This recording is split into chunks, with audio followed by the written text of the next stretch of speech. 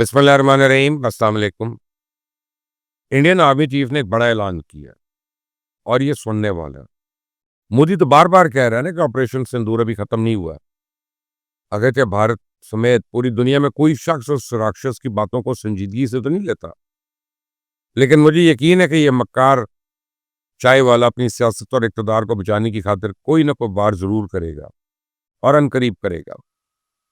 अभी कल भारत के chief of defence staff general Anil Chauhan ने अपनी कौम को तसल्ली दी थी कि हमने ऑपरेशन सिंदूर के लिए भरपूर तैयारियां कर रहे हैं।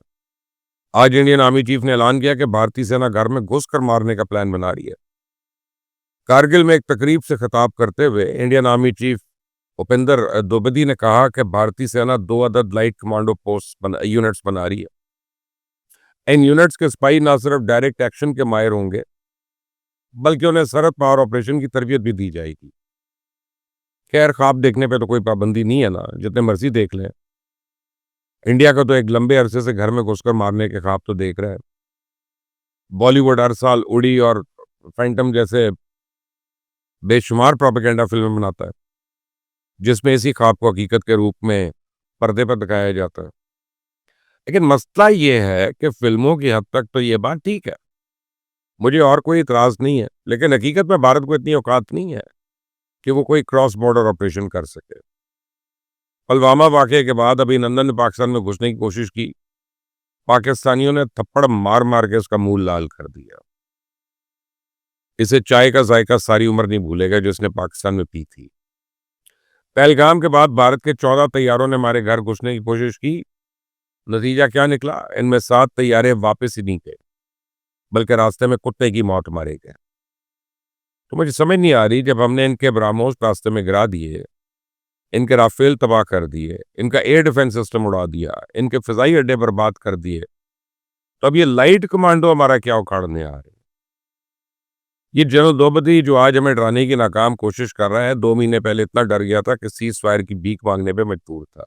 जंगबंदी के बाद ये फौजी वर्दी पहनकर मंदिरों में जा जाकर माथा टेकता रहा। वर्दी की इस तौहीन पे पूरे भारतीय सेना अपने चीफ पर तू कर रही थी।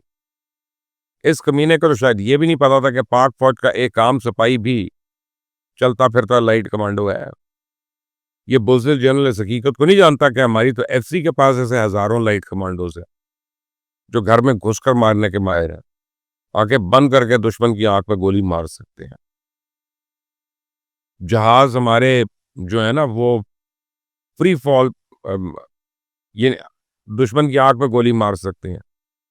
जहाज से फ्री फॉल जंप कर सकते हैं। ये हिजड़े हमारे एसएसजी के जवानों का मुकाबला करेंगे।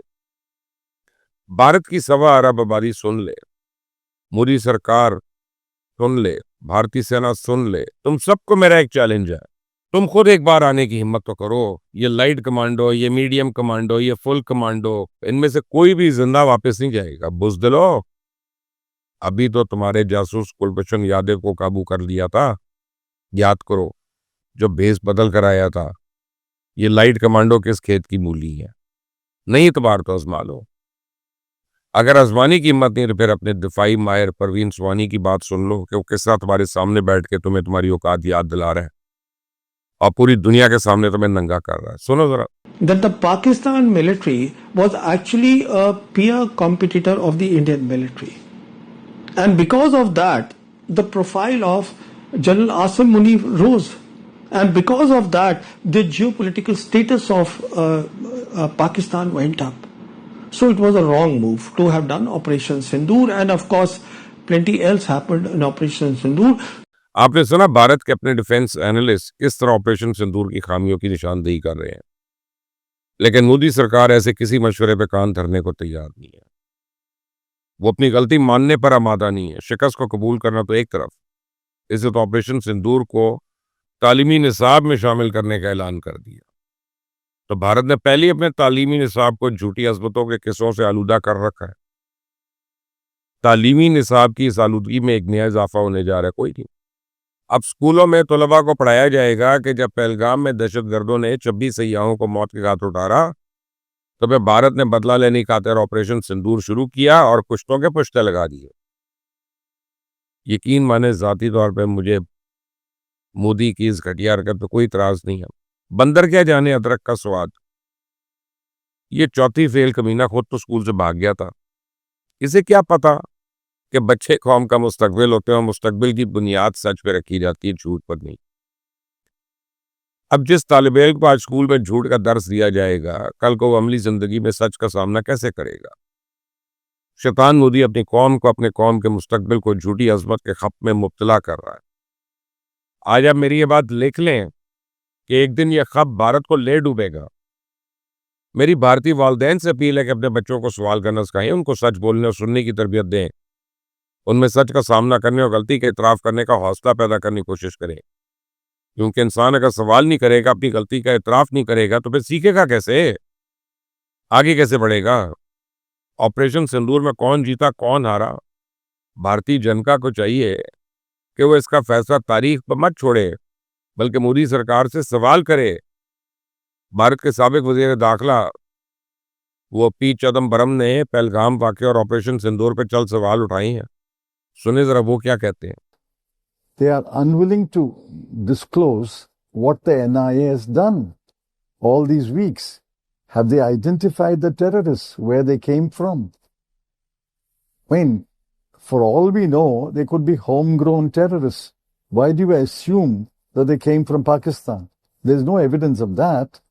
मोदी सरकार की डिटाई देखने के लिए इन सवालों का जवाब देने की बजाय इसने एक नया महाज खोल दिया। अब हरियाणा और पंजाब में बंगाली मुसलमानों के खिलाफ क्रैकडाउन शुरू किया गया। पंजाब और हरियाणा में बंगाली होने वाले हजारों मुसलमान मेहनत मजदूरी के लिए आते हैं। ये सारे के सारे बांग्लादेश के शहरी नहीं, बल्कि इनमें ज़्यादातर लोग मगरबी बंगाल के रहने वाले और भारत के अपने शहरी हैं।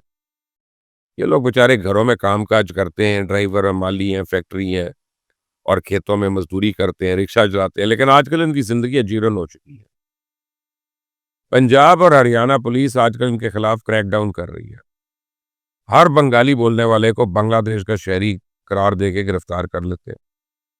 कोई सबूत नहीं, कोई अदालत नहीं, बस पकड़ो और थाने ले जाके बंद करो। मैं आपको एक ज़ेरे हिरासत बंगाली मुसलमान की दास्तान उसकी अपनी जुबानी सुनवाता हूँ। सुने कि मोदी सरकार किस तरह बेचारे बंगाली मुसलमानों पे जुल्म के पहाड़ तोड़ रही है। 3 दिन तक तो खाना भी नहीं खाया था मैंने। मैं तो खुद भाई के टेंशन में हॉस्पिटल 3 एडमिट हो दिन गई तक खाना भी नहीं खाया, बच्चा लोग भी भूखा था। रोई हम। जुल्म जब हद से बढ़ जाता है तो मिट जाता है। भारत और मुसलमान तो पिस रहे हैं। गाजा और शाम में इजरायली मुजालिम का निशाना बन रहे हैं। नेतन्याहू का जब दिल करता है कभी लेबनान, कभी शाम पे बमबारी कर देता है, कभी ईरान पे धावा बोल देता है। गाजा में इमदादी सामान की तरसील रोक कर इसने हद कर दी है। लोग पहली बार बमबारी से शहीद हो रहे थे, अब भूख से मर रहे हैं। आखिर जुल्म कब तक होगा? मुसलमान आखिर कब तक भारत और कभी इसराइल के जुल्म सतम का निशाना बनते रहेंगे? एक न एक दिन हमें खड़ा होना होगा। इस जुल्म के खिलाफ आवाज बुलंद करनी होगी। अपनी जान, माल, नामूस और सरजमीन का तहफ़्फ़ुज़ यकीनी बनाने के लिए जद्दोजहद करनी होगी।